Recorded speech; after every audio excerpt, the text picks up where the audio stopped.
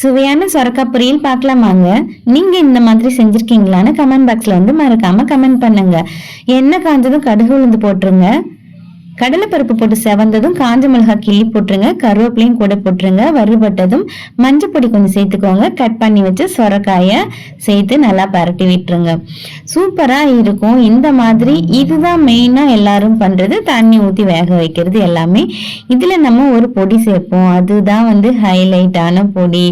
சூப்பரா இருக்கும். எங்க பசங்க நானுமே சரி இதை சாதத்துக்கு தொட்டுக்க மாட்டோம், நாங்க அப்படியே வந்து ஸ்பூன் போட்டு சாப்பிடுவோம். அவ்வளவு சுவையா இருக்கும். தேவையான உப்பு போட்டுட்டு நம்ம வந்து காய் முழுகிற அளவுக்கு தண்ணி ஊற்றி விட்டுணுங்க.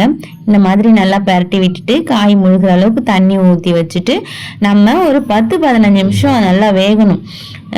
காயை பொறுத்து 10 நிமிஷமோ 15 நிமிஷமோ அடிக்கடி இடையில வந்து ஓப்பன் பண்ணி கிளறி விடணும், அது முக்கியம். இப்போ இதுக்கான பொடியை நம்ம அரைக்கிறதுக்கு ஒரு மிளகா வறுத்து எடுத்து வச்சுக்கிறோம்.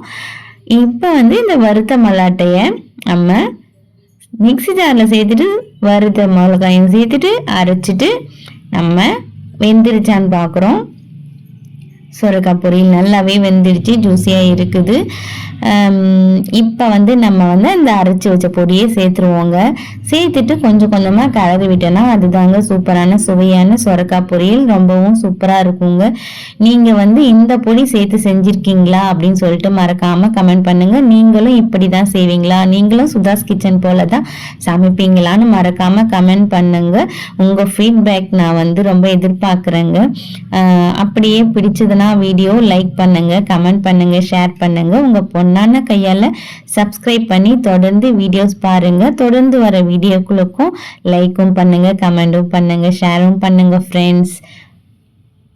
பார்க்கவே எம்மையா இருக்கு பார்த்தீங்களா. எப்பயுமே சுட சுட இருக்கிற ஒரு பொருள்ல பச்சை கருவேப்பிலை போட்டு கிளறும் போது ஒரு மனம் நறுமணம் வீசும். ட்ரை பண்ணி பாருங்க. கொத்தமல்லி விட எனக்கு பச்சை கருவேப்பிலை போட்டு செய்யற எல்லாமே அந்த வாசனை ரொம்ப பிடிக்குங்க. ட்ரை பண்ணி பாருங்க, பார்க்கவே எம்மையா இருக்கு. நீங்க ட்ரை பண்ணி பாருங்க. மறக்காம கமெண்ட் பாக்ஸ்ல வந்து கமெண்ட் பண்ணுங்க. See you, bye, tata again, see you.